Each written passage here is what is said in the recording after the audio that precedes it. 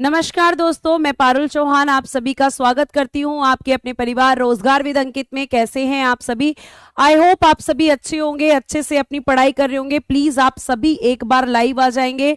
अविनाश, अंजू, सादिका, अमित, सादिका, बानो, सभी को मेरी तरफ से गुड आफ्टरनून, नमस्ते, राधे राधे, राम राम। प्यारे प्यारे बच्चों, कैसे हैं आप सभी? जी हाँ, आपकी आज की क्लास जरूर होगी, बिल्कुल होगी, आप टेंशन मत लीजिए।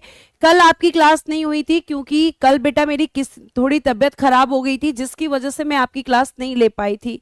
ठीक है, आपकी ये क्लास जो है आपकी एवरी फ्राइडे और सैटरडे सेम टाइम पर 2 बजे आपकी ये क्लास होने वाली है। और बाकी आपकी कौन कौन सी क्लासेस होती हैं ये भी मैं आपकी आज की क्लास में आपको डिस्कस कर दूंगी।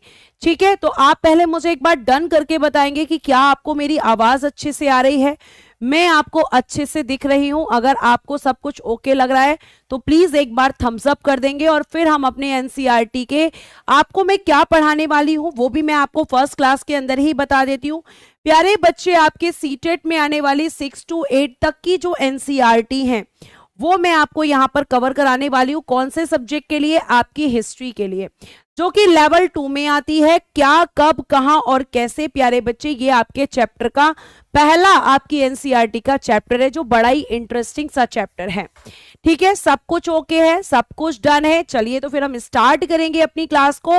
और मैं आपको बाकी क्लासेस का भी शेड्यूल बता देती हूं ताकि आप बाकी क्लासेस में भी ज्वाइन कर सके। देखिएगा, यहां पे आपकी इस सीरीज का नाम है उपहार सीरीज। ठीक है, सबसे पहले ये सीटेट जनवरी 2025 के लिए बेस्ड ऑन एनसीईआरटी ये सीरीज आपके लिए चलाई गई है यूट्यूब पर।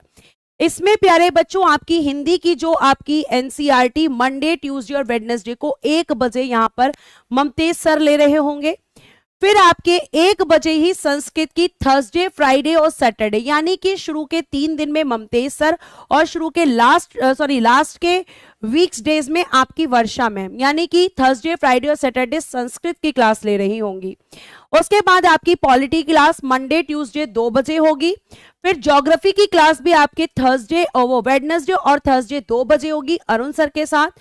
हिस्ट्री की क्लास मैं आपको फ्राइडे और सैटरडे 2 बजे सेम टाइम पर, यानी पॉलिटी, ज्योग्राफी और history, polity Monday Tuesday, geography Wednesday Thursday और आपकी हिस्ट्री सैटरडे, फ्राइडे और सैटरडे को होगी। क्लियर है? आगे फिर कनिका मैम की क्लास मंडे टू सैटरडे चलेगी सीडीपी के लिए 3 बजे, जो लगातार चलेगी। मंडे ट्यूसडे केमिस्ट्री आपकी चलने वाली है 4 बजे में लेवल 2 के लिए। फिजिक्स आपकी चलेगी वेडनेसडे और थर्सडे 4 बजे। ठीक है, और प्यारे बच्चे बायोलॉजी की अगर हम बात करें तो ये 4 बजे चलेगी फ्राइडे और सैटरडे। मैम आप कल क्यों नहीं आए थे? क्योंकि बच्चा कल मेरी तबीयत खराब हो गई थी, मैं कल मेरा स्वास्थ्य ठीक नहीं था, इसलिए मैं कल आपकी तबीयत लेने के लिए सक्षम नहीं थी, इसलिए मैंने आपकी क्लास नहीं ली थी। लेकिन अब आपकी फ्राइडे और सैटरडे ये क्लास सेम टाइम पर आपकी 2 बजे यहाँ होगी इसी चैनल पर। ठीक है, रोजगार विद अंकित टीचिंग चैनल पर ही आपकी ये क्लास चलेंगी, टीचिंग बाय रोजगार विद अंकित। ध्यान रखिएगा, उपहार सीरीज इसका नाम है। और ये पूरा शेड्यूल आपको अपने पास रखना है ताकि आपकी कोई भी क्लास मिस ना हो। ठीक है, हाँ जी बेटा, आज ठीक है, बहुत ठीक है। अब देखिए, आपके चैप्टर का नाम है आपका क्या, कब, कहां और कैसे। मतलब इतिहास में कुछ चीजें हैं जिनके बारे में हमें पता चला तो कैसे पता चला, कहां पर वो चीजें मिली, कैसे उनके साक्ष्य मिले, ये सब आपको हम इस चैप्टर के अंदर बताएंगे। ठीक है, तो ये आपके चैप्टर का नाम है। तो आपका चैप्टर जो है अब हम शुरू करते हैं। और देखो, एनसीईआरटी में बिल्कुल प्यारे बच्चों कैसी चीजें होती है, बिल्कुल बच्चों वाली चीजें होती हैं, तो इनको समझना बहुत आसान है। हाँ जी बेटा, 6 to 8 क्लास का है, बिल्कुल सही बोला आपने। अब देखिएगा, पहले यहां पे लिखा है कैसे पता लगाएं, हाउ टू फाइंड आउट, कैसे हम चीजों के बारे में पता लगाते हैं। तो एक सिंपल सी बात कही जाती है कि अगर हमें चीजों के बारे में पता लगाना है तो यह जानने के लिए कि कल क्या हुआ था, तुम रेडियो सुन सकते हो, टेलीविजन देख सकते हो या अखबार पढ़ सकते हो। साथ ही यह जानने के लिए कि पिछले साल क्या हुआ था, यह भी आप जान सकते हो। लेकिन कैसे?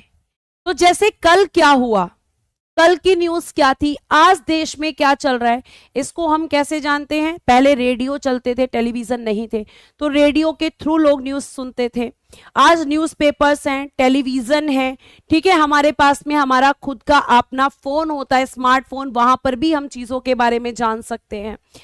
तो अब बात आती है कि ये तो हो गई आपकी कि भाई कल क्या हुआ, परसों क्या हुआ, आज क्या हुआ, कल क्या हो सकता है, इनके थोड़े से अनुमान लगाते हुए मीडिया आपके सामने चीजों को रख देती है।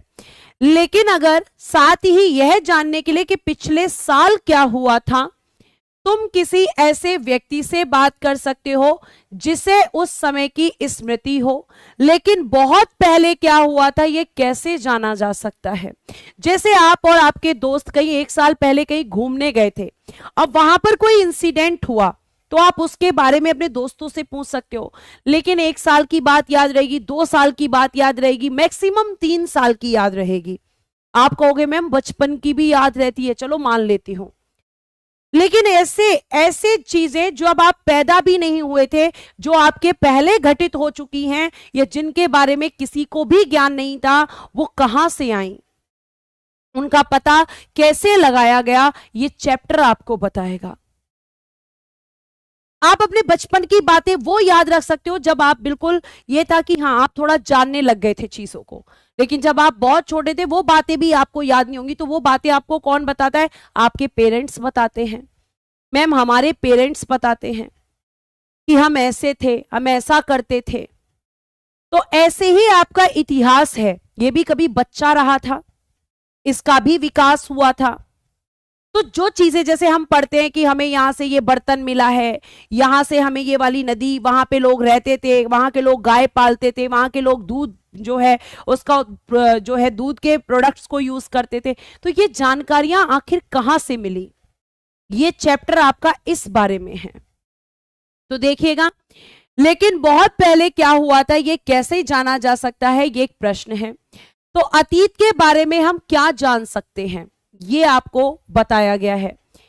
हिंदी और इंग्लिश की प्रॉब्लम ही खत्म कर दी है, पीडीएफ में इंग्लिश और हिंदी दोनों हैं, तो आप इस चीज के लिए नहीं कह सकते मैम मैथ इंग्लिश की क्लास कब से होगी। बेटा इस बारे में मैं पता करके बताऊंगी कि मैथ और इंग्लिश की क्लासेस कब से शुरू होंगी, इस बारे में मुझे अभी इंफॉर्मेशन नहीं है, इस चीज की सूचना लेकर आपको मैं बताऊंगी जरूर, ठीक है। और आप क्लास के बाद भी कमेंट बॉक्स में अपने यह प्रश्न पूछ सकते हो, तो मैं वहां पे बता दूंगी आपको। आगे चलिए अब ध्यान से। तो अतीत के बारे में बहुत कुछ जाना जा सकता है, जैसे लोग क्या खाते थे, कैसे कपड़े पहनते थे, किस तरह के घरों में रहते थे। जैसे मैंने आपको बताया, सॉरी मैंने नहीं बताया पर आपने पढ़ा होगा इतिहास में कि इंडस वैली सिविलाइजेशन यानी कि जो सिंधु घाटी सभ्यता थी, वो सिंधु घाटी सभ्यता प्यारे बच्चे क्या हो गई थी, आपने देखा कि वो शहरी व्यवस्था थी, उसमें लोग बिल्कुल ऐसे रहते थे। कहा जाता है कि जैसे आज के समय पर भी इतना विकास नहीं हुआ जितना इंडस वैली सिविलाइजेशन में था, सिंधु घाटी सभ्यता में था। पर आगे आगे बढ़े तो वो ग्रामीण व्यवस्था बन गई, जबकि आगे तो विकास होना चाहिए था, तो आखिर वो पतन क्यों हुआ? सिंधु घाटी सभ्यता में लोग पक्के घरों में रहते थे, आगे चलकर वो कच्चे घरों में रहने लगे। तो ये चीजें जो परिवर्तित हुई कि कौन सी सभ्यता के लोग क्या खाते थे, क्या पहनते थे, कहां रहते थे, क्या फसलें उगाते थे, उनकी संपत्ति क्या थी, क्या पूजा पाठ करते थे, ये सब हम जानते हैं। लेकिन कैसे कैसे हमने इन सब चीजों को जाना? एसएसटी क्लास डेली कराइए प्लीज मैम। बेटा डेली चल रही है, मंडे टू सैटरडे आपकी चल रही है। पहले पॉलिटी चल रही है, फिर ज्योग्राफी चल रही है, फिर आपकी मैं आपको हिस्ट्री करा रही हूं। बहुत बेसिक चीजें हैं। तो यहां पे आगे आ जाइए। हम आखेटकों यानी शिकारियों, पशुपालकों यानी कि जो लोग पशु पालते थे, जैसे आज भी हम पशु पालते हैं, जैसे हमारे घर में गाय है, बैल है, भैंस है, ये सब क्या है? पशु हैं, जिन्हें हम आज भी अपने घरों में रखते हैं। क्यों? क्योंकि ये हमें काम देते हैं। गाय दूध देती है, भैंस दूध देती है, हम उन प्रोडक्ट्स को खाते हैं, दूध पीते हैं, दही खाते हैं, तो ये सब क्या है? काम की चीजें हैं। लेकिन आज के समय में इतनी वैल्यू नहीं है जितनी वैल्यू पहले हुआ करती थी। पहले लोग इसको ही अपनी प्रॉपर्टी समझते थे। ठीक है, आगे देखिएगा। पशुपालकों, कृषकों, शासकों, व्यापारियों पुरोहितों, पुरोहित जानते हो, पंडित की तरह होते थे पुरोहित। ठीक है, आगे शिल्पकारों, कलाकारों, संगीतकारों या फिर वैज्ञानिकों के जीवन के बारे में जानकारियां हासिल कर सकते हैं। सबके बारे में पता चला सकते हैं कि पहले मनुष्य कैसा था, अब कैसा है, कैसे उसका विकास हुआ। ये सब जी हाँ बेटा, थ्योरी करा रही हूं, एनसीईआरटी पूरा पढ़ेंगे हम, कंप्लीट एनसीईआरटी। आगे आइए, आगे हम बात करते हैं और अगले तरफ चलते हैं। यही नहीं, हम यह भी पता कर सकते हैं कि उस समय बच्चे कौन से खेल खेलते थे, कौन सी कहानियां सुना करते थे, कौन से नाटक देखा करते थे या फिर कौन से गीत गाते थे। पहले का समय अपना याद करो। ज्यादातर बच्चे इस समय जो होंगे, जैसे हम लोग हैं तो हम एक जनरेशन के कहीं ना कहीं रहे होंगे, तो हमारी लाइफ स्टाइल अलग थी, और अब जो न्यू जनरेशन आ रही है उसकी लाइफ स्टाइल बिल्कुल अलग है। आगे उसके आगे जो जनरेशन आएगी उसकी लाइफ स्टाइल एकदम अलग होगी। तो भाई हमारी चॉइस कुछ और थी, आज के बच्चों की चॉइस कुछ और है। तो हमसे पहले जो बच्चे थे उनकी चॉइस कैसी थी, वो क्या गेम खेलना पसंद करते थे, कौन से गाने सुनते थे, कौन से सीरियल। एक मुझे याद है, मैं छोटी थी तो सीरियल चलता था शक्तिमान, है ना, आपने भी देखा होगा। किस किसने देखा है, जल्दी से हैंड्स अप करेंगे। किस किसने देखा है जल्दी से बताएंगे मुझे। मैम हैंड्स अप कैसे करें, आप तो हमें ऑनलाइन पढ़ा रही है। अरे भाई उसमें ऑप्शन आता है आपके चैट में, तो हम देखते थे, है ना, उसमें शक्तिमान आता था। ठीक है, देखो बहुत सारे बच्चे हैंड्स अप कर रहे हैं। ठीक है, और पहले हम लोग क्या करते थे, घर में रजाइयों के ढेर लगा देते थे, फिर उनपे कूदते थे। ठीक है, उनसे खेलते थे, कीकली खेलना, खो खो खेलना, ये सब कहीं खो गया है बेटा आज के समय में। तो हम ये सब कैसे पता लगा रहे हैं, हमारे बच्चे कैसे जानेंगे मैम, हमसे जानेंगे। तो उस समय पर भी कुछ लोग रहे होंगे जिन्होंने बताया होगा ये सारी चीजें, या फिर कुछ कुछ एविडेंस हमें मिले, कुछ साक्ष्य हमें मिले, जिससे इतिहासकारों ने इस बात को डिफाइन कर दिया कि यहाँ की सभ्यता ऐसी थी। तो आज के समय के बच्चों को पता ही नहीं है कि उस खेल का क्या मतलब था।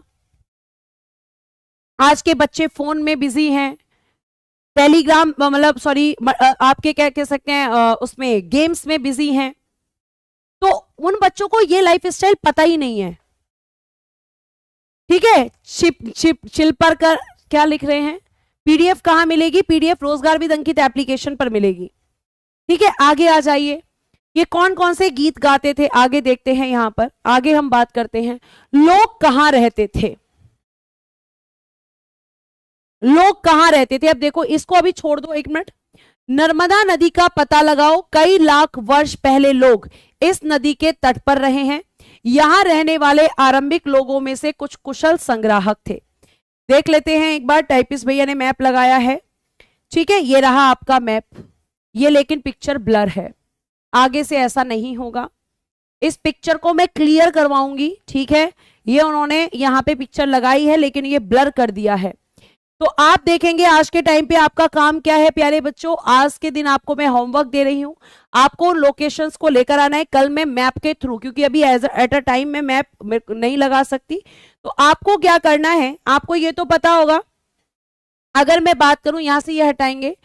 ठीक है, आपको पता लगाना है कि नर्मदा नदी कहां पर है। आप इसके बारे में अपने नोट्स में ऐड ऑन करेंगे। नर्मदा नदी का उद्गम कहां से होता है, नर्मदा नदी, ये सब मैं बता दूंगी, लेकिन इसकी लोकेशन आप बताएंगे। अब पहले नर्मदा नदी के बारे में पढ़ लेते हैं कि आखिर नर्मदा नदी के बारे में क्या बोला है। नर्मदा नदी का पता लगाओ, कई लाख वर्ष पहले लोग इस नदी के तट पर रहते थे और यहां रहने वाले आरंभिक लोगों में कुछ कुशल संग्राहक थे। Locate the Narmada river on map, on map. People have lived on the banks of this river since millions of years. Some of the early settlers were skilled gatherers. यानी यहाँ के लोगों में बहुत सारी स्किल्स हुआ करती थी, अपने कामों में कुशल हुआ करते थे। देखो सारे बच्चों ने आंसर देना शुरू कर दिया, ज्योग्राफी पढ़ रहे हैं। ठीक है कि मैम, चलो नर्मदा नदी के बारे में अगर हम बात करें, नर्मदा नदी,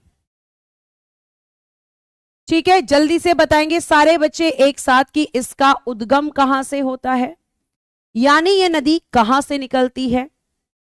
जल्दी बताइए, उद्गम कहां से होता है। मैं आपके क्वेश्चन का आंसर का वेट कर रही हूं। जल्दी बताएंगे।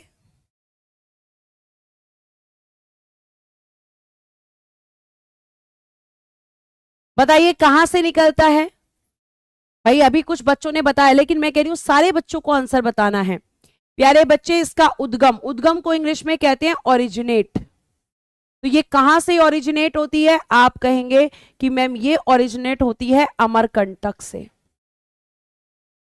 अमरकंटक से ये नदी निकलती है।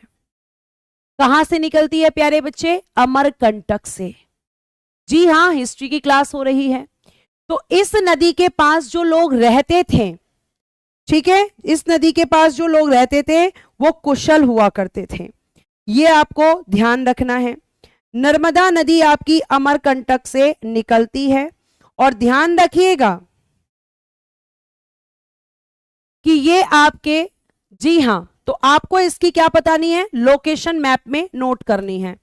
आगे आइए, अब देखो, संग्राहक थे आगे, जो आसपास के जंगलों की विशाल संपदा से परिचित थे। मतलब जो नर्मदा नदी है, ठीक है, ये हम लिख लेते हैं नर्मदा नदी। तो प्यारे बच्चों, ये जो नर्मदा रिवर जो यहां पे बह रही है, इस नर्मदा नदी के किनारे पर कौन रहते थे? लोग। यहां लोग रहते थे। अब ये लोग क्या थे? इनके अंदर काफी स्किल्स थी, योग्यताएं भी हम कह सकते हैं। ये लोग कुशल थे अपने कामों में। और प्यारे प्यारे बच्चों, जब ये लोग यहां पर रहते थे तो इन्होंने क्या किया?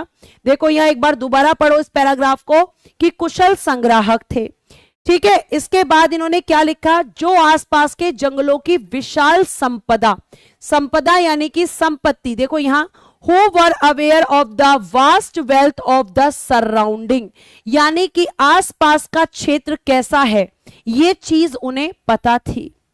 ये चीज प्यारे बच्चे उन्हें पता थी, ठीक है। आगे देखिए, आगे, अपने अपने भोजन के लिए वे जड़ों, ध्यान से सुनना, जड़ जो पेड़ पौधों की जड़ यानी रूट्स जो होती हैं, ठीक है, फल यानी कि फ्रूट्स खाते थे, जंगल के अन्य उत्पाद यानी कि एंड अदर फॉरेस्ट प्रोडक्ट का यहीं से संग्रह किया करते थे। वे जानवरों का आखेट शिकारी भी करते थे। यानी कि आपने देखा था कि पहले के समय में मनुष्य क्या करता था? शिकार करता था, हंटिंग जिसको हम बोलते हैं। पहले के समय में लोग क्या क्या खाते थे? अभी मैंने आपको बताया, जड़ यानी कि रूट्स जो हुआ करती थी। किसकी जड़ होती है भाई? जाहिर सी बात है, भोजन के लिए जड़, जैसे आपकी बहुत सारी ऐसे सब्जियां और फल होती हैं जिनकी जड़ें निकाली जाती हैं और उन्हें खाया जाता है। उसके अलावा फ्रूट्स खाते थे। कितने अच्छे लोग थे, हमें फ्रूट्स आज इतने महंगे मिलते हैं, हम खाने के लिए भी सोचना पड़ता है गरीब आदमी को कि लूं कि नहीं लूं। जो कैपेबल है वो तो आज भी खाते हैं, लेकिन जो गरीब है बेचारा वो नहीं खा सकता। मैम आज इतने महंगे क्यों हो गए? क्योंकि जंगल ही नहीं बच रहे, हम काटते चले जा रहे हैं, पेड़ पौधों को रहने ही नहीं दे रहे। तो ये सब लोग इस तरह का यहां पे जीवन जीते थे। कैसे रहते थे? नदी के पास रहते थे, यहां पे जंगल हुआ करते थे, जंगलों में शिकार करते थे, जंगलों से फल लेते थे, जंगलों से और क्या लेते थे? ये जड़ें जो आपके खाने लायक वाली होती थी, और जंगल के अन्य उत्पाद का कलेक्शन करते थे और फिर उनसे अपना जीवन यापन करते थे। ये सब चीजें आपकी किसके? नर्मदा नदी के पास रहने वाले लोगों के, जो लाखों वर्षों पहले की बात है, ठीक है। आगे देखिएगा, आगे प्यारे बच्चों फिर देखना जरा ध्यान से। अब तुम उत्तर पश्चिम, उत्तर पश्चिम यानी कि यहां पे कह रहा है नॉर्थ वेस्ट की सुलेमान और किरथर पहाड़ियों का पता लगाओ। ये दोनों आपको लोकेशंस देख लेनी है, ये सब ज्योग्राफी में आपको काम आएगा। कौन कौन सी पहाड़ी? सुलेमान पहाड़ी, यह आपका काम है जो आपको करना है, और प्यारे बच्चे किरथर पहाड़ी। अब इनके यहां पे जीवन कैसा हुआ करता था जो यहां रहते थे? देखो, इसी क्षेत्र में कुछ ऐसे स्थान हैं जहां लगभग 8000 वर्ष पूर्व स्त्री पुरुषों ने सबसे पहले गेहूं तथा जौ जैसी फसलों को उपजाना आरंभ किया था। क्या ये फैक्ट आज तक पता था? हम कहते हैं एनसीईआरटी क्यों पढ़ा रहे हो? एनसीईआरटी तो बड़ी इजी होती है, पर क्वेश्चन यहीं से आता है,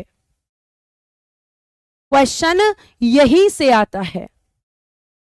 तो आपके ये जो पहाड़ी क्षेत्र हैं, कहां पर? आपके उत्तर वेस्ट यानी कि नॉर्थ वेस्ट में, जिसमें आपकी सुलेमान और किरथर पहाड़ियां हैं। तो यहाँ पे आपके बच्चों कैसा जीवन था कि ये एक ऐसा स्थान है जहां लगभग 8000 वर्ष पूर्व स्त्री पुरुषों ने मिलकर सबसे पहले गेहूं और जौ जैसी फसलों को उपजाना शुरू किया था। गेहूं और जौ कहां से उपजाना शुरू किए? यहां पे सुलेमान और किरथर पहाड़ियों के क्षेत्र में स्त्री और पुरुषों ने सबसे पहले, ये वो क्षेत्र हैं। कैसे पता चला? क्योंकि यहां जो लोग रहते थे उन्होंने इस बारे में इंफॉर्मेशन दी। जैसे हमारे जो बच्चे हैं, हम उनको अपने जीवन के बारे में बताएंगे, तब उनको पता चलेगा कि आज कैसी स्थिति थी। उरी हमला किसके समय हुआ? हमारे समय। हमने देखा उसको, तो हम अपने बच्चों को बताएंगे कि हमारे समय की घटी घटना है। हमारे जो पूर्वज थे, जैसे मेरी दादी की जो सास थी, मतलब मेरी कह सकते हैं परदादी, वो हमें कहानियां सुनाया करती थी। पता है आपको, इतनी पुरानी पुरानी कहानियां कि भाई बहुत कम पैसे में गाय भैंस आ जाती थी। तो वो इंफॉर्मेशन किसने दी? हमें, उन्होंने। हम तो यकीन ही नहीं करते थे कि ऐसा भी होता था, ऐसी भी चीजें थी। तो ये इस तरीके की चीजें हैं कि बेटा ये हर किसी ने किसी ना किसी को बताई हैं। तो 8000 पहले की बात कैसे पता चली? इंफॉर्मेशन निकाली है, सूचनाएं निकाली हैं, तब इतिहास को लिखा गया है। आगे आ जाइए, आगे बात करते हैं। उन्होंने भेड़ बकरी और गाय बैल जैसे पशुओं को पालतू बनाना शुरू किया। मैं आपसे एक क्वेश्चन पूछती हूं, पहला पालतू पशु कौन सा था? पहला पालतू पशु बताइए, पहला पालतू पशु कौन सा था? आपकी पहली फसल कौन सी थी? ये कुछ क्वेश्चन आपसे साथ साथ पूछ रही हूं मैं। तो ये लोग कौन कौन से पशु पालते थे? भेड़, कुत्ता यानी कि डॉग, आंसर आ रहा है, शाबाश। और पहली फसल जिसे मनुष्य ने सबसे पहले, बहुत बढ़िया मैम, जौ। जौ था बेटा। और जौ को क्या बोला जाता था? यव बोला जाता था। जौ को क्या बोला जाता है वैदिक काल में? जौ बोला जाता, जौ को यव। और पता है आपका जो गाय है उसको क्या बोला जाता था? अघन्या। तो यहां पे लोग कौन कौन से पशु पाल रहे हैं? तो भैया भेड़ बकरी गाय बैल जैसे पशुओं को पालना शुरू किया। और ये लोग गांव में रहते थे। जो किरथर पहाड़ी, जो हम दो पहाड़ियों की बात कर रहे हैं, एक आपकी किरथर और एक आपकी सुलेमान, ये जो दो पहाड़ियां हैं, इनके यहाँ के लोग कैसे थे? तो यहां गेहूं और जौ की फसल होती थी। यहां पे भेड़ बकरी गाय और बैल जैसे पशु पाले जाते थे। ये लोग गांव में रहते थे। उत्तर पूर्व में आ जाओ, अब नॉर्थ ईस्ट की बात कर रहा है। नॉर्थ ईस्ट में गारो तथा मध्य भारत में विंध्य पहाड़ियों का पता लगाओ। तो गारो खासी जयंतियां कहां पर देखने के लिए मिलेंगी? नॉर्थ ईस्ट में देखने के लिए मिलेंगी, गारो खासी और जयंतियां पहाड़ियां। ठीक है, उसके अलावा आपकी जो विंध्य पहाड़ियां हैं, इनको आपको मैप में देखना है। ये जो मैं सर्कल कर रही हूं, इस सब मैप में लेकर आना। कल अपने मैप में एनसीईआरटी के फर्स्ट चैप्टर को पढ़ते समय मैप को सामने रखना, जो आपको ज्योग्राफी और हिस्ट्री दो जगह काम देगा। ठीक है, आगे देखिएगा नेक्स्ट। ये कुछ अन्य ऐसे क्षेत्र हैं जहां कृषि का विकास हुआ, जहां सबसे पहले चावल उपजाया गया। वे स्थान विंध्य के उत्तर में स्थित हैं।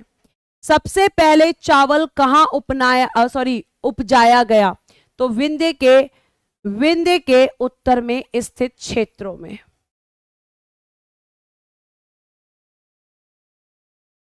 इक्कीस जनवरी में पूछा था क्वेश्चन, बिल्कुल पूछा जाएगा भाई, एनसीईआरटी से क्वेश्चन पूछता है, तभी तो हम लोग आपको पढ़ा रहे हैं। तो यहां तक बेटा समझ में आया? क्लास में चीजें समझ में आ रही है? आखिर मैं क्या बताने की कोशिश कर रही हूं जी? बताइए जल्दी से, एक बार रिस्पॉन्स करेंगे, या तो थम्स अप या फिर स्माइली। ठीक है, जल्दी से एक बार स्माइली कर देंगे फटाफट से। आगे देखिएगा, अब हम बात करते हैं उसके बाद सिंधु नदी, जो कि इतिहास में सबसे ज्यादा जानी जाती है, जिसके बारे में इतिहास में सबसे पहले आपके सबसे ज्यादा क्वेश्चन बनते हैं सिंधु नदी से लेकर। क्या थी ये सिंधु नदी, कैसे यहाँ पे एक सभ्यता पनपी और कैसे इस नदी के नाम पर ही एक सभ्यता बनी, सिंधु सभ्यता। क्यों कहते हैं हम ऐसे सिंधु सभ्यता, उसी को कहते हैं हम हड़प्पा सभ्यता। चलो बहुत बढ़िया, आपका रिस्पॉन्स देने के लिए थैंक यू बच्चों। अच्छा, कितने बच्चे ऐसे हैं जो मुझसे पहले भी पढ़ चुके हैं? कितने बच्चे ऐसे हैं जो पहले पढ़ चुके हैं? यस लिख के भेजेंगे, यस लिखना है जो मुझसे पहले पढ़ चुके हैं। ठीक है, जल्दी से आगे देखिए। अब देखो ध्यान से, मानचित्र पर सिंधु तथा इसकी सहायक नदियों का पता लगाने का प्रयास करो। आपको कौन सी नदी देखनी है? और आपको इंडस रिवर देखनी है यानी कि सिंधु नदी, आपको नर्मदा नदी देखनी है, किरतर पहाड़ियां, आपको लोकेशन देखनी है, विंध्य पर्वतमाला की लोकेशन देखनी है, नर्मदा नदी की लोकेशन देखनी है। ये सब आपको देखना है मैप में। Yes yes no ma'am, yes no yes yes. चलो काफी बच्चे हैं, इसका मतलब जो पहले भी पढ़ चुके हैं। जो फर्स्ट टाइम पढ़ रहे हैं कोई बात नहीं, वो अब जान जाएंगे। ठीक है, आगे देखिएगा। सहायक नदियां किसे कहते, क्वेश्चन पूछा जाता है, जिसे हम इंग्लिश में ट्रिब्यूटरी रिवर्स कहते हैं। देखिएगा यहीं कहीं लिखा होगा, ये रहा ट्रिब्यूटरीज यानी कि सहायक नदियां। अब किसे कहते हैं? सहायक नदियां उन्हें कहते हैं जो एक बड़ी नदी में मिल जाती हैं, यानी उसके साथ मर्ज हो जाती हैं। तो सिंधु की सहायक नदियां कौन कौन सी हैं आपको पता होना चाहिए। सिंधु नदी कहां से निकलती है आपको पता होना चाहिए। सिंधु नदी और भारत के बीच सिंधु नदी को लेकर एक बंटवारा, एक मतलब एक आपका एग्रीमेंट, एक समझौता भी हुआ है। तो ट्रिब्यूटरी रिवर, सहायक नदियां बेटा किसे कहते हैं? मैम उन्हें कहते हैं ट्रिब्यूटरी रिवर जो कि एक बड़ी नदी में जाकर मिल जाती हैं, जो एक बड़ी नदी में जाकर मिल जाती हैं, उन्हें हम ट्रिब्यूटरी रिवर कहते हैं। तो कौन, अब जल्दी से मुझे कमेंट बॉक्स में, आपका भी दिमाग चलना चाहिए, सिंधु की सहायक नदियां बताओ जल्दी से, जल्दी से कमेंट बॉक्स में आंसर चाहिए।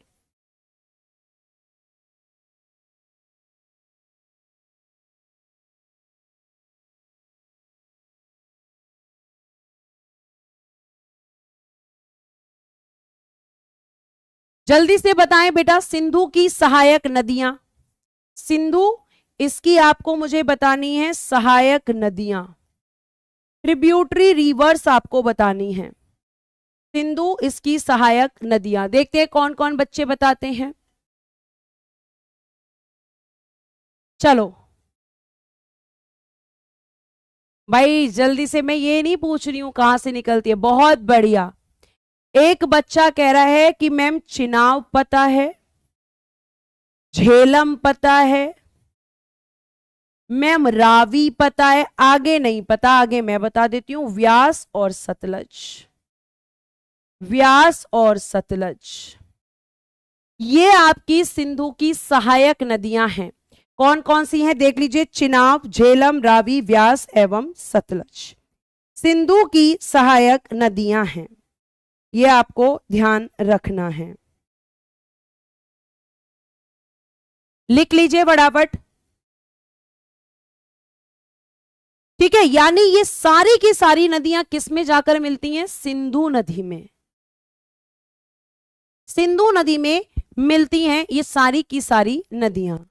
आगे आ जाइए, लगभग 4700 वर्ष पूर्व की बात करेंगे हम, यानी कि अबाउट आपका 4700 ईयर्स अगो, 4700 साल पहले की, ध्यान से, इन्हीं नदियों के किनारे कुछ आरंभिक नगर फले फूले, यानी कि कुछ आपके जो जगह हैं वो इन नदियों के किनारे, जगह का मतलब यहां पे हम कह सकते हैं कि कुछ आपकी सिटीज डेवलप हुई थी, कुछ नगर डेवलप हुए थे आपकी सिंधु नदी और उसकी सहायक नदियों के किनारे।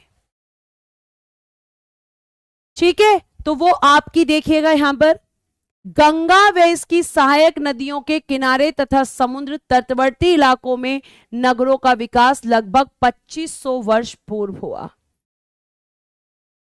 4700 वर्ष पूर्व किसकी नदियों के किनारे? सिंधु और उसकी सहायक नदियों के किनारे, और गंगा के किनारे 2500 वर्ष पूर्व। यानी ये ऐसी नदियां हैं जिनके किनारे आपके जो गांव या शहर यहां पर जो है कह सकते हैं कि बने, यानी आपकी सिटीज डेवलप हुई। तो कब कब कहां हुई? 4700 साल पहले सिंधु और 2500 साल पहले गंगा और उसकी सहायक नदियों के किनारे। ठीक है, आपस में बातें नहीं करेंगे, जो मैं समझा रही हूं उसको समझेंगे। आगे देखिए, मानचित्र पर सिंधु तथा इसकी सहायक नदियों का पता लगाने का प्रयास करो। सहायक नदियां उन्हें कहते हैं जो एक बड़ी नदी में मिल जाती हैं। आगे आ जाइए, ये लगता है दो दो बार टाइप हो गया है। आगे फिर ये मैंने आपको पढ़ाया 4700 वर्ष पूर्व इन्हीं नदियों के किनारे आपके कुछ शहर, और फिर गंगा और उसकी सहायक नदियों के किनारे 2500 वर्ष पूर्व। आगे पढ़ो। अब लोगों ने सदैव उपमहाद्वीप के एक हिस्से से दूसरे हिस्से तक यात्रा की। कभी कभी हिमालय जैसे ऊंचे पर्वतों, पहाड़ियों, रेगिस्तान, नदियों तथा समुद्रों के कारण यात्रा जोखिम भरी होती थी। जी बिल्कुल होती थी, आज भी है। आज भी ऐसे क्षेत्र हैं कि आप वहां यात्रा नहीं कर सकते क्योंकि वहां आपकी जान को खतरा है। जी हां बच्चा, 4700 साल पहले सिंधु और 2500 साल पहले गंगा। इसका नोट्स नहीं बनाना है शिवांगी, नोट्स क्यों बनाएंगी आप? ये एनसीईआरटी है, ये आपके पास होगी, इसको नोट्स क्यों बनाना है? आपको समझना है कि चैप्टर में क्या कहा गया और फिर उससे रिलेटेड जो प्रीवियस ईयर क्वेश्चंस हैं उनको सॉल्व करना है। आपको नोट्स किसने बनाने के लिए कहा है? नोट्स नहीं बनाना है बच्चा, नोट्स तो मैं बना चुकी हूं ना। नोट्स क्यों बनाना है आपको? अरे एनसीईआरटी भाई आपको मार्केट में मिलती है और मार्केट से भी खरीदने की जरूरत नहीं, मैं तो आपको ये दे रही हूं ना। तो नोट्स क्यों बनाना है? आपको पढ़ना है, आपको मैप में लोकेशंस को देखना है। आपको जैसे आपने देखा इंडस वैली सिविलाइजेशन, तो इंडस वैली सिविलाइजेशन के बारे में हमने देखा इंडस रिवर, तो इंडस रिवर के पास क्या क्या बातें हैं इस चैप्टर में, नर्मदा के पास क्या बातें हैं, किरथर के पास क्या बातें हैं। आपको बेटा बिल्कुल नोट्स नहीं बनाना है, ये बिल्कुल अपने दिमाग से निकाल दीजिए कि आपको नोट्स बनाना है। ठीक है, आगे चल सकते हैं।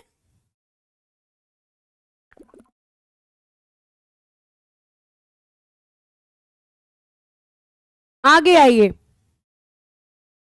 आगे देखिए प्यारे बच्चों।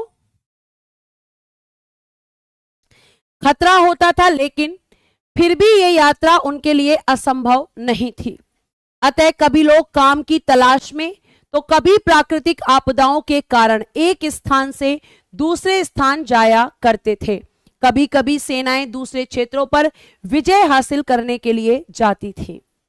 जैसे अभी मैम आपने पढ़ाया कि जो ये लोकेशंस हैं जैसे हिमालय हो गया, रेगिस्तान हो गया, या फिर आपकी ऐसी नदियां जहां पे जोखिम हुआ करता था, कभी बाढ़ का भी खतरा हो सकता था, फिर भी लोग यात्राएं क्यों करते थे?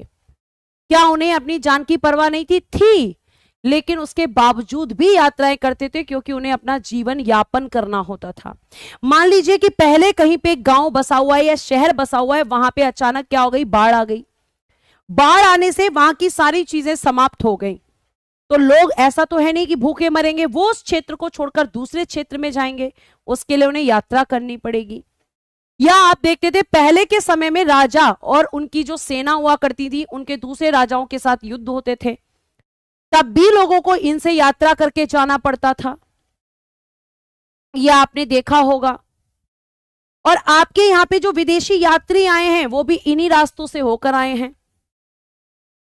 आपने इतिहास में इन चीजों को देखा होगा। तो सेनाएं जो है जब क्षेत्र विजित करने जाती थी तब यात्राएं करती थी। और प्यारे प्यारे बच्चों, आपको यह भी ध्यान रखना है कि जब कहीं पर आपदा आ जाती थी और वहां पे जितने भी नेचुरल रिसोर्सेस थे सब खत्म हो जाते थे, तो लोग अपने जीवन यापन के लिए दूसरी जगह पर जाते थे, इसलिए उन्हें ये यात्राएं करनी पड़ती थी। पहले यात्रा करने के लिए ट्रेन या बस नहीं हुआ करती थी, लोग पशुओं के द्वारा या फिर पैदल चल चलकर ही अपनी यात्राएं तय करते थे। पहले घोड़े हुआ करते थे, ठीक है, कुछ लोगों के अपने खुद के पशु हुआ करते थे, उन्हें भी साथ में लेकर, क्योंकि उनके पास वही उनकी प्रॉपर्टी थी। तो ये आपको ध्यान रखना है। आगे आ जाइए, आगे इसके अतिरिक्त व्यापारी कभी काफिले में तो कभी जहाजों में अपने साथ मूल्यवान वस्तुएं लेकर एक स्थान से दूसरे स्थान जाते रहते थे। यानी व्यापार भी होता था, यानी कि उस समय ट्रेड भी होता था। और ट्रेड होता था तो आपके व्यापारी क्या करते थे कि आपके जहाजों में सामान लेकर, मतलब उस टाइम पर भी इंपोर्ट एक्सपोर्ट था मैम, उस टाइम पोर्ट थे, बंदरगाह थे। जी हां, लोथल आपका एक बंदरगाह है जो कि गुजरात में पाया गया है। उस टाइम पर भी बंदरगाह थे, और बंदरगाह थे इसका मतलब जहाज भी थे। तो जहाजों में सामान ले जाकर एक स्थान से दूसरे स्थानों पर आपका क्या किया जाता था? ट्रेड किया जाता था, व्यापार किया जाता था। अरे भाई, वास्को डी गामा भारत आया, कैसे आया? जहाज से यात्रा करके आया, समुद्री रास्ते को खोजा उसने। आगे देखिए, धार्मिक गुरु लोगों को शिक्षा और सलाह देते हुए एक गांव से दूसरे गांव तक तथा एक कस्बे से दूसरे कस्बे तक जाया करते थे। पहले आपका देश कोई संविधान नहीं था, कोई संविधान प्यारे बच्चे पहले आपके देश में नहीं था। आपके देश में उन्हीं चीजों को माना जाता था जो धार्मिक गुरु कह देते थे। धार्मिक गुरु ने कहा ये चीज गलत तो वो गलत, धार्मिक गुरु ने कहा ये चीज सही तो वो सही। ये सती सिस्टम जैसा सिस्टम, पर्दा प्रथा जैसा सिस्टम, ये सब प्यारे बच्चे रीति रिवाज कैसे बने? धर्म के अनुसार। पहले शिक्षा संस्कृत भाषा में दी जाती थी, गुरु को भगवान से बड़ा माना जाता था। गुरु और शिष्य के बीच, ठीक है, गुरु और शिष्य के बीच में प्यारे बच्चे बहुत अच्छे एक शिक्षक और आपके गुरु का जो रिश्ता था वो यहीं से पनपा। इन गुरुओं ने जाकर जगह जगह पर लोगों को शिक्षित किया। पहले आपके जो शिक्षक हुआ करते थे वो बहुत साधारण जीवन जीते थे और साथ साथ अपने शिष्यों को भी उसी जीवन में ढालते थे। पहले 4 आश्रम बनाए गए थे। तो यहां पे आपका जो धर्म गुरु होता था ये बड़ा ही इंपॉर्टेंट माना जाता था। ठीक है, आगे आ जाइए। कुछ लोग नए और रोचक स्थानों को खोजने की चाह में उत्सुकतावश भी यात्रा करते थे। इन सभी यात्राओं से लोगों को एक दूसरे के विचारों को जानने का अवसर मिला। जैसे आज भी है, आज भी बहुत सारे लोग ऐसे होते हैं जिन्हें जगह जगह पर घूमना पसंद है। क्यों? क्योंकि वो हर जगह की चीजों को देखना चाहते हैं कि वहां के लोग कैसे रहते हैं, कैसे कपड़े पहनते हैं, वहां के मंदिर कैसे हैं, वहां पे लोग जो है उनकी लाइफस्टाइल कैसी है, रूटीन कैसा है। तो पहले भी ऐसे लोग हुआ करते थे जो सिर्फ इसलिए यात्राएं करते थे कि वहां की सभ्यता कैसी है, वहां का कल्चर कैसा है। बेटा आप भारत में ही अगर बात करोगे तो आपके भारत में 28 राज्य हैं वर्तमान में और 8 यूनियन टेरिटरीज यानी कि 8 केंद्र शासित प्रदेश हैं। और इनमें अगर आप जाओगे तो अलग अलग जगह पर आपको अलग अलग कल्चर मिलेगा, अलग अलग चीजें मिलेंगी। और यह पता कैसे चलेगा? जब हम घूमने जाएंगे। तो पहले केवल कुछ लोग यात्रा किस लिए करते थे? इसलिए ताकि वो लोग दूसरी जगह की चीजों को समझ सकें कि वहां के लोगों का रहना खाना सब कैसा है। ब्यूटी मिश्रा कह रही है मुझे घूमना अच्छा लगता है। चलो बहुत बढ़िया बात है। ठीक है, आगे फिर यहां आगे आ जाइए। आज लोग यात्राएं क्यों करते हैं वर्तमान में? देखो एक बार फिर से मानचित्र को देखो। पहाड़ियां, पर्वत और समुद्र इस उपमहाद्वीप की प्राकृतिक सीमा का निर्माण करते हैं। Look at map I again. Hills, mountain and seas from the natural boundaries of the subcontinent, यानी कि उपमहाद्वीप जो होते हैं उनकी प्राकृतिक सीमा का निर्माण कौन कर रहे हैं? पहाड़ियां, पर्वत और समुद्र। ये लोग क्या करते हैं? आपकी पहाड़ियां, पर्वत और समुद्र उपमहाद्वीप की प्राकृतिक सीमा यानी कि जो नेचुरल बाउंड्रीज होती हैं उनको यहां पर निर्धारित करते हैं या उनका निर्माण करते हैं। हालांकि लोगों के लिए इन सीमाओं को पार करना आसान नहीं था। जिन्होंने ऐसा चाहा वे ऐसा कर सके। क्या आज सभी हिमालय की चोटी पर जा सकते हैं? बताओ, जा सकते हैं? मैम नहीं, सब नहीं जा सकते। लेकिन जिन्हें इच्छा थी, जिन्हें जाना था उन्हें वो वहां भी पहुंच गए। और आप पढ़ते हैं भी हैं, हम ये सब फैक्ट भी पढ़ते हैं कि भैया चांद पे सबसे पहले कौन गया, सबसे पहले हिमालय की चोटी पे कौन पहुंच गया।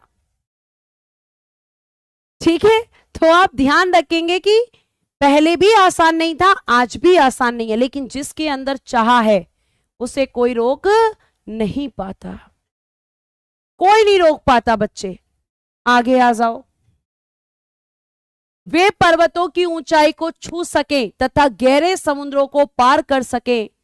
उपमहाद्वीप के बाहर से कुछ लोग यहां आए और यहीं बस गए।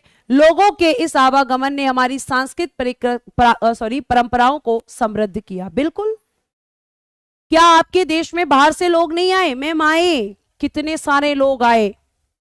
आर्य आए, जो हम वैदिक काल में पढ़ते हैं, हमारे देश के नहीं थे, बाहर से आए। अंग्रेज आए, हमारे नहीं थे, हमारे देश के नहीं थे, सारे आए। पुर्तगाली आए, फ्रांसीसी आए। जैसे जैसे लोग आए वैसे वैसे हमारी चीजें क्या हुई? चेंज हुई। हमारी परंपराओं पर, हमारी संस्कृति पर प्रभाव पड़ा उनके आने का, बिल्कुल पड़ा। हमारे यहां बहुत सी कुप्रथाएं थी, चेंज हुई। जैसे सती प्रथा अंग्रेजों के समय बैन हुई। पर्दा प्रथा को गलत माना गया। महिलाओं को भी अधिकार दिया गया कि विधवा होने के बाद उन्हें जलाया नहीं जाना चाहिए, उन्हें भी रीमैरिज यानी पुनर्विवाह का अधिकार देना चाहिए। तो इन सब लोगों के आने पर हमारे देश में हमारी चीजों पर, हमारी परंपराओं पर असर पड़ा है। और जितना हम देख रहे हैं कि हमारी जगह जगह पर अलग अलग कल्चर, अलग अलग परंपराएं हैं, तो वो क्यों हैं? उस क्षेत्र के हिसाब से हैं। बेटा अगर आज आप दिल्ली में रह रहे हो और कल आपको किसी कारणवश महाराष्ट्र में जाकर रहना पड़े, तो आप वहीं के कल्चर में ढल जाओगे। तो यहां पे जो लोग आए वो अपनी चीजों को छोड़कर गए, और बहुत सारी ऐसी चीजें जिन्हें हम आज भी फॉलो कर रहे हैं। तो बिल्कुल अगर आप कहीं जाते हो तो आपका भी प्रभाव पड़ता है, और आपके देश में जैसे बाहर से कुछ लोग आए तो हमारे देश में भी उनका प्रभाव पड़ा। अंग्रेज भले ही चले गए, लेकिन आज भी बहुत सारे लोग हम सब लोग, बहुत सारी ऐसी चीजें हैं जो अंग्रेजों के द्वारा बनाई गई थी और उनको फॉलो करते हैं। हमारे वेद जो हम पढ़ते हैं ये वैदिक काल में लिखे गए, उन्हें हम आज भी पढ़ते हैं, तो प्रभाव तो पड़ता है। ठीक है, आगे आइए। कई सौ वर्षों से लोग पत्थर को तराशने, संगीत रचने और यहां तक कि भोजन बनाने के लिए नए तरीकों के बारे में एक दूसरे के विचारों को अपनाते रहे हैं। बिल्कुल भाई, गुजरात में खाखड़ा और फाफड़ा फेमस है, मध्य प्रदेश में पोहा फेमस है। तो क्या केवल पोहा मध्य प्रदेश में मिलता है? नहीं, दिल्ली में भी मिलता है, और जगह भी मिलता है। उसके अलावा प्यारे बच्चों, अगर मैं आपसे बात करूं, यहां पर रंजीत सर पढ़ाएंगे बेटा पॉलिटी, मंडे और ट्यूसडे, प्रियंका शर्मा। तो हमने क्या किया, वहां से चीजों को बनाना सीखा। आज यूट्यूब को खोलो, कोई भी रेसिपी डालो, सब मिल जाएगा। बिहार में लिट्टी चोखा फेमस है, तो क्या लिट्टी चोखा केवल बिहार में मिलता है? नहीं, यहां पर भी बनता है, हमारे घर में भी बनता है। तो कैसे? क्योंकि हमने उन रेसिपीज को उनसे सीखा। बहुत सारे डांस ऐसे होते हैं जो कहीं वहीं के फेमस होते हैं, लेकिन क्या वो कहीं और नहीं हो सकते? हो सकते हैं, अगर उन्हें सीखा जाए तो। क्यों नहीं हो सकते? जो गाने यहां बजते हैं, दिल्ली में बजते हैं, क्या वो एमपी में नहीं बजते? क्या वो महाराष्ट्र में नहीं बजते? बिल्कुल बजते हैं। क्या वहां के लोग नहीं सुनते? अब तो बिहार के गाने यूपी में सुने जा रहे हैं, दिल्ली में सुने जा रहे हैं। तो क्यों? यहां से विचारों का क्या हो रहा है? आदान प्रदान हो रहा है। हम हर चीज को एक्सेप्ट कर रहे हैं। ठीक है, तो ये आपको ध्यान रखना है भाई। जो आपने देखा होगा सूट होते हैं, जो पंजाबी सूट, क्या वो पंजाबी पहनते हैं? नहीं, हम लोग भी पहनते हैं, जिन्हें पटियाला सूट के नाम से जाना जाता है। तो यहां पे यही बोल रहा है कि कई सौ वर्ष से लोग पत्थर को तराशने, संगीत रचने और यहां तक कि भोजन बनाने के नए तरीकों के बारे में एक दूसरे के विचारों को अपनाते हैं। बिल्कुल अपनाते हैं। ठीक है, आगे देखिएगा। आगे देश के नाम। अपने देश के लिए हम प्राय इंडिया या भारत जैसे नामों का प्रयोग करते हैं। बिल्कुल, क्योंकि आपके संविधान के आर्टिकल 1 में अनुच्छेद 1 में यह कहा गया है कि भारत अर्थात इंडिया राज्यों का संघ होगा, यानी आपका संविधान ही दो नाम यूज करता है। हमारे देश का नाम हिंदुस्तान नहीं है, हमारे देश का नाम हिंदुस्तान नहीं है, केवल दो ही नाम है, इंडिया या फिर भारत। संविधान केवल इनको अपनाता है, तो हमें वही बोलने पड़ेंगे। आगे, इंडिया शब्द इंडस से निकला, जिसे संस्कृत में सिंधु कहा जाता है। अपने एटलस में ईरान और यूनान का पता लगाएं। ईरान और यूनान, ये वर्ल्ड मैप में आपको देखने के लिए मिलेगा। ठीक है, आगे देखिएगा।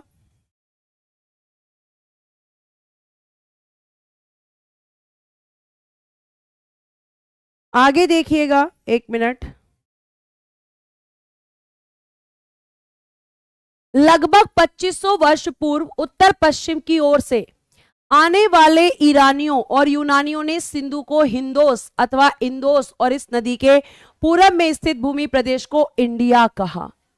अब पता चला क्यों पड़ा इसका नाम इंडिया या फिर भारत, क्योंकि जो सिंधु सभ्यता, जो सिंधु नदी है, सॉरी, उस सिंधु नदी को संस्कृत में क्या कहा जाता है? इंडस।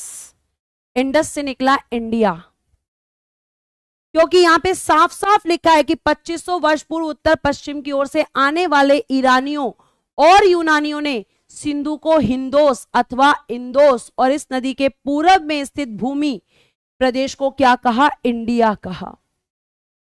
इसलिए यहां पे ये नाम आया। आज आपके सामने ये पूरा क्वेश्चन आ गया होगा कि आखिर हमारे देश का नाम इंडिया या फिर भारत क्यों है।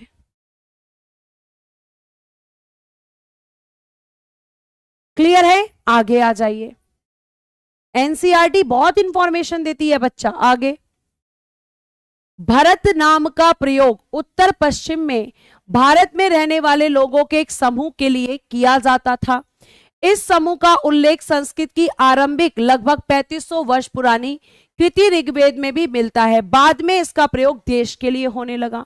तो प्यारे बच्चों, आपको पता चल गया इंडिया क्यों कहा गया? सिंधु नदी के कारण। और भारत क्यों कहा गया? क्योंकि भरत नाम का एक समूह था।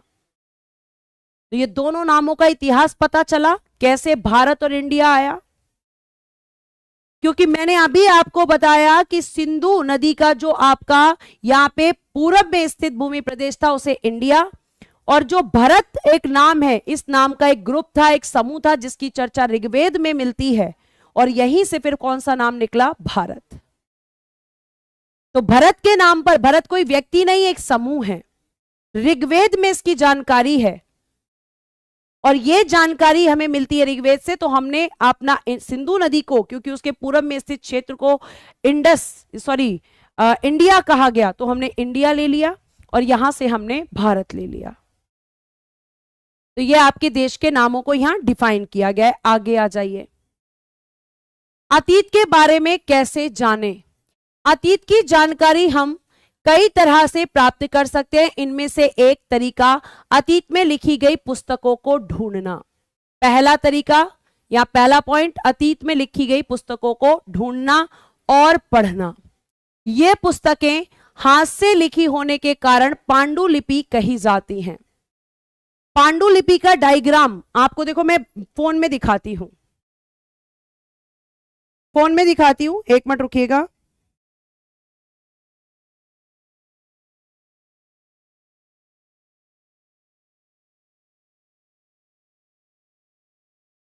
देखो, कुछ इस तरह की होती थी बेटा, ये रही, ये कुछ इस तरह की होती थी पांडुलिपि, ऐसे लिखी जाती थी।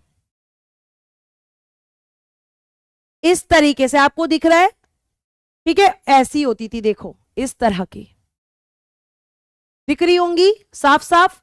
तो इन्हें पांडुलिपि कहते थे और इन पे क्या लिखा जाता था, इन पे चीजों को लिखा जाता था। तो मैंने आपसे क्या बोला कि अगर कोई भी चीज हमें इतिहास की पता चल रही है तो किसके आधार पे, साक्ष्यों के आधार पर, साक्ष्यों से पता चल रही है। तो प्यारे प्यारे से बच्चों, आपने ये जो पुस्तकें जो आपकी लिखी गई हैं, इनको हमने ढूंढा, फिर इनको हमने पढ़ा, जगह जगह की बातें उसमें लिखी गई थी, ठीक है। और हमें यहां पर हाँ एनसीईआरटी की बुक में भी नीचे पिक्चर दे रखी है, ठीक है। तो ये हमने यहां से देख लिया। आगे देखिए, आगे क्या कह रहा है। अंग्रेजी में पांडुलिपि के लिए प्रयुक्त होने वाला मैन्युस्क्रिप्ट शब्द लैटिन शब्द मेनू, जिसका अर्थ हाथ है। पांडुलिपि क्या बोल रहे हैं, अंग्रेजी में पांडुलिपि के लिए प्रयुक्त होने वाला मैन्युस्क्रिप्ट शब्द लैटिन शब्द मेनू, जिसका अर्थ है हाथ, यानी हाथ से लिखी हुई लिपि, ठीक है, हाथ से निकला है। ये पांडुलिपियां प्राय अब किस पे लिखी जाती थी, ताड़पत्रों, हिमालय क्षेत्र में उगने वाले भुर्ज नामक पेड़ की छाल से विशेष तरीके से तैयार भोजपत्र पर लिखी जाती थी। तो किस किस पर पांडुलिपियां लिखी जाती थी, ताड़पत्रों और प्यारे बच्चे भोजपत्र। ये एक तरीके के लेटर हुआ करते थे जो मैंने आपको दिखाए हैं, कलरफुल ब्राउन कलर के कुछ हुआ करते थे, लेटर नहीं कहेंगे इसको, एक तरीके का पत्ता कहेंगे हम इसको, एक तरीके की छाल कहेंगे, जो ब्राउन कलर की हुआ करती थी। जी हां, पांडुलिपि का मतलब है हस्तलिखित।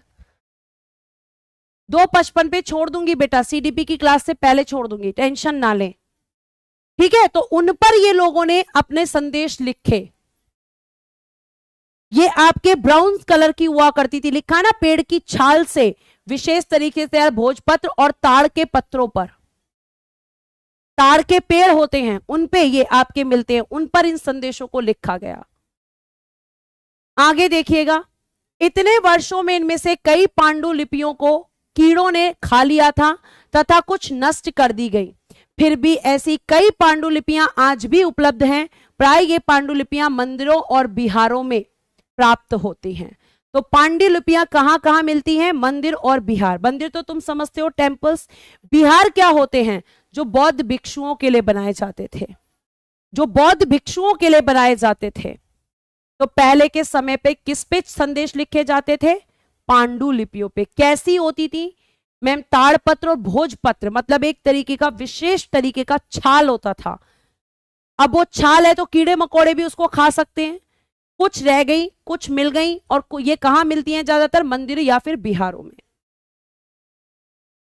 बिहार किससे रिलेटेड है, बौद्धों से, और मंदिर तो भाई आप सब जानते ही हो, ठीक है। आगे देखिए, इन पुस्तकों में धार्मिक मान्यताओं, व्यवहारों, राजाओं के जीवन, औषधियों, विज्ञान आदि सभी प्रकार के विषयों की चर्चा मिलती है। इनके अतिरिक्त हमारे यहाँ महाकाव्य, कविताएं तथा नाटक भी हैं। इनमें कई संस्कृत में लिखे हुए मिलते हैं, बिल्कुल हैं। कालिदास जी ने कितने सारे नाटक लिखे हैं, कितने लोगों ने बहुत सारी महाकाव्य, बहुत सारी कविताएं लिखी हैं, उनसे जानकारी मिलती है। साथ साथ इन जो आपकी पांडुलिपियां हैं, जो ये हस्तलिखित लेख हैं, इनमें हमें कैसे धर्म हुआ करता था, कैसी मान्यताएं थी, कैसे लोग थे, कैसे रहते थे, क्या खाते थे, क्या पहनते थे, सब, राजा कैसा हुआ करता था, उसका जीवन कैसा हुआ करता था, लोगों का व्यापार कैसा हुआ करता था, ये सब जानकारियां हमें इनसे मिलती हैं। पहले किस तरीके की औषधि हुआ करती थी, मतलब मेडिसिन, साइंस कितना डेवलप था, ये सब प्यारे बच्चों यहां पर हमें कौन जानकारी देता है, ये पांडुलिपियां। और उसके अलावा बहुत सारे महाकाव्य, बहुत सारे नाटक, क्योंकि नाटक, आज के सीरियल क्या दिखाते हैं, जो आज के टाइम पे चल रहा है, जो आज की सच्चाई है वो सीरियल में दिखती है।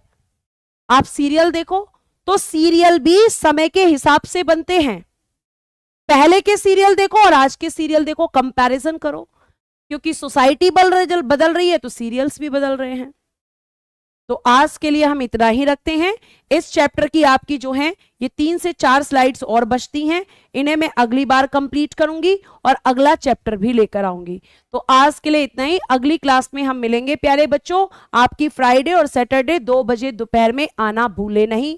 और आपसे बस मेरी जाते जाते एक ही रिक्वेस्ट है कि आप कमेंट बॉक्स में ये जरूर बताइएगा कि आपको क्लास कैसी लगी। एक कमेंट जरूर करना है, प्लस आपको यह भी बताना है, दूसरा आप यहां पे मुझसे और क्या चाहते हैं इस क्लास में वो भी मुझे बता दीजिएगा, वो भी मैं कोशिश करूंगी कि आपको दूं।